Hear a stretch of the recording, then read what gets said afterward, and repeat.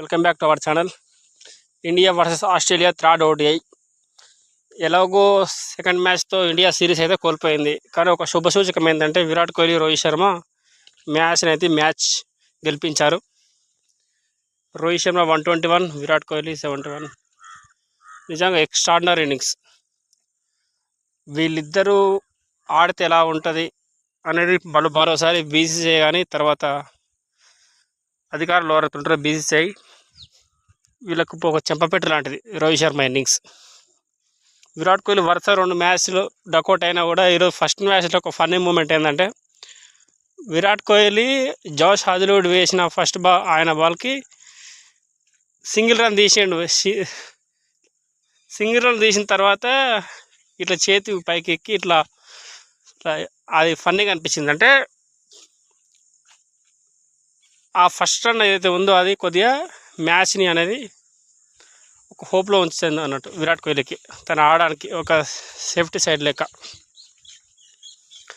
రోహిత్ శర్మ భారీ 3 సిక్సర్లు 4తో మంచిగా అసలు ఎక్స్ట్రాడనరీ ర్యాక్. హర్షిత్ రాణా మెయిన్ 4 వికెట్స్ తీయడం. తర్వాత వాషింగ్టన్ సుందర్, అక్షర్ పటేల్ మంచి ఎకానామిక్ బౌలింగ్. ఓవరాల్గా టీం ఆట ఈరోజు బాగుంది. కానీ యంగ్ స్టార్ శుభ్మన్ గిల్ మాత్రం ఈరోజు కూడా నిరాశపరిచిండు. 18 రన్లు చేసినాడు అంతే. 2027 వరల్డ్ కప్కి సీనియర్స్ అంటేనే జట్టు బాగుంటుంది, లేకుంటే మరో శ్రీలంక లాగా తయారవుతుంది టీమిండియా. ఇది క్రికెట్ విశ్లేషణలో ఒక మాట. ఇదైతే ఆస్ట్రేలియా లాంటి కండిషన్లో అనుభవం ఉన్న ఆటగాళ్ళు ఉండాలి. అది ఈరోజు మనకు క్లియర్ కట్గా కనిపించింది. రోహిత్ శర్మ సెకండ్ ఓడిఐ మ్యాచ్లో పిచ్ కండిషన్ తగ్గట్టు మ్యాచ్ ఆడిండు. కాకపోతే కరెక్ట్ రన్ రేటు మెయిన్ ఇంకో కొద్దిగా స్కోర్ చేసింటే బాగుండేది. అయినా సెకండ్ బ్యాటింగ్ బాగుంది ఆస్ట్రేలియా గ్రౌండ్ మ్యాచ్. ఇప్పుడు లాస్ట్ 2 మ్యాచెస్ మన ఇండియా ఫస్ట్ బ్యాటింగ్ ఆడిందిగా, అది కూడా ఒక మెయిన్ రీజన్. ఈరోజు చేజింగ్ అలా ఒక మంచిగా ఇంకా 12 ఓవర్స్ ఉండగానే చేంజ్ చేసేసారు team India. Virat Kohli 50, 71 runs. Rohit Sharma 100.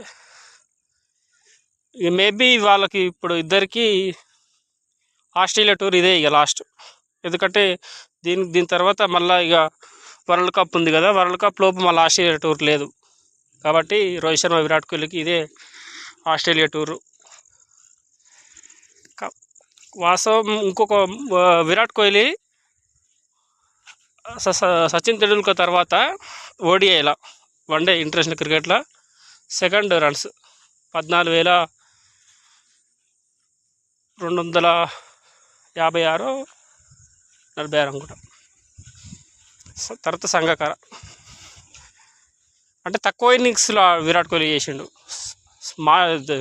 Cricket దేవుడు సచిన్ టెండూల్కర్ ఏమో ఎక్కువ మ్యాచ్లు ఆడింది కదా. నాకు తెలిసి వీళ్ళిద్దరు రికార్డు బ్రేక్ చేయడం ఇప్పుడున్న క్రికెట్ తరం కదా, ఎందుకంటే మొత్తం ఇది T20 క్రికెట్ కాలం కదా. కాబట్టి ఓడిఐ మ్యాచ్లు అనేవి ఎక్కువ లేవు. ఈ రికార్డు మాత్రం బీట్ చేయలేరు సచిన్ది, విరాట్. మొత్తానికి అయితే ఫ్యూచర్లో కూడా చేయలేరు అని అనిపిస్తుంది మనకు 100%. కానీ వాస్తవం కాడికి ఈరోజు ఫస్ట్ మ్యాచ్ ఆస్ట్రేలియా టాస్ గెలిచి బ్యాటింగ్ తీసుకుంది కదా.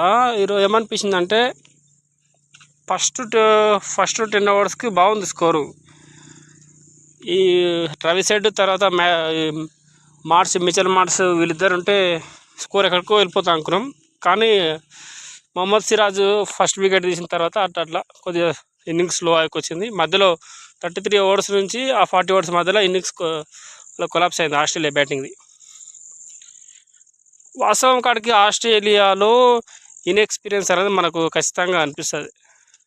ఇప్పుడు చెప్పుకోవడానికి బౌలరు 3 ఉన్నారు. ఒకటి సీనియర్ ఎవరు, జాష్ హాజల్వుడ్, మిచెల్ స్టార్క్, తర్వాత ఆడమ్ జంపా. మిగతా వాళ్ళిద్దరు ఎల్లిస్, తర్వాత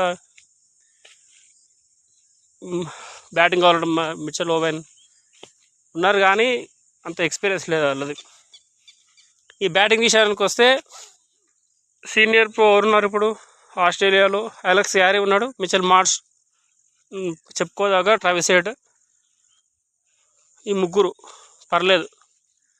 ఇక తర్వాత మ్యాథ్యూ షాటు, కాన్లీ, ఇక మిచెల్ ఓవెన్, వీళ్ళు కొత్త ప్లేయర్స్. నిజంగా అసలు సెకండ్ ఓడి మ్యాచ్ మనకు గెలవాల్సిన మ్యాచ్.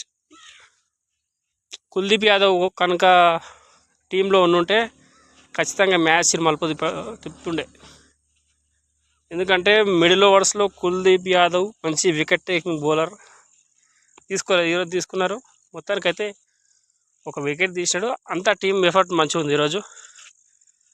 కానీ ఎండింగ్ మాత్రం చాలా అద్భుతంగా ఉంది. నాకు తెలిసి మళ్ళీ బీసీసీఐ ఇక రోహిత్ శర్మ, విరాట్ కోహ్లీల మీద పెద్ద వాళ్ళకి ఎట్లా వీళ్ళ బ్యాట్తోనే సమానం చెప్పారు మొత్తానికి. ఇది నాకు అనిపించిన విషయం.